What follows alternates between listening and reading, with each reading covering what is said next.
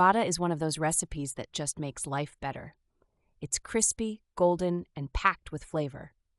If you've ever had one fresh out of the pan with some chutney, you know exactly what I mean. But making it yourself, that's the real joy. For a classic medu vada, the base is urad dal, also known as black gram dal. You soak 1 cup of it for about 4 hours. No shortcuts here. Undersoaking leads to disappointing textures. Trust me, you're going to want the batter smooth and airy. Now let's talk grinding the soaked dal. You need just enough water to get it creamy, but don't go overboard. Too much water and the batter loses its structure.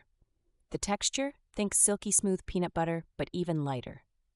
Here's where things get fun. The seasoning. Toss in finely chopped green chilies, ginger, and some curry leaves. Pro tip, lightly crush the curry leaves between your fingers before adding them.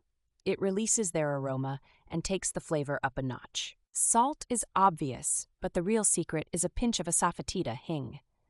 Add just a smidge to your batter. It's the difference between good and wow. Some people skip it, and I weep for them. Hing is a key player here. Now for the game changer, aerating the batter. Use your hand or a spoon to whisk it in a circular motion for a minute or two. It incorporates air, making your vadas puff up like magic when they hit the oil. Don't skip this step. The next challenge, shaping the vadas. Wet your hands, take a ball of batter, and use your thumb to poke that signature hole in the middle. This part is tricky at first, but once you get the hang of it, it's oddly satisfying. Frying is where everything comes together. The oil should be medium hot, around 350 degrees Fahrenheit if you're using a thermometer. Too hot and the vadas brown too fast without cooking inside. Too cold and they soak up oil like a sponge. Stick with medium heat. Meter your patience while frying.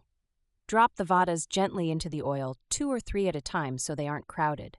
Flip them only once the underside turns golden brown. Nothing's worse than a half-cooked, sad-looking vada. Pair your crispy vadas with coconut chutney and sambhar. There's something timeless about dipping that crunchy bite into the creamy chutney and spicy sambhar. It's like the trio works so perfectly together. No single one outshines the other. If you're wondering whether all this effort is worth it, just make it once. Batch size? About 12 vadas per cup of dal. If you don't devour all of them in one sitting, you have restraint levels I can only aspire to. At the risk of sounding dramatic, fresh homemade vadas are happiness in edible form.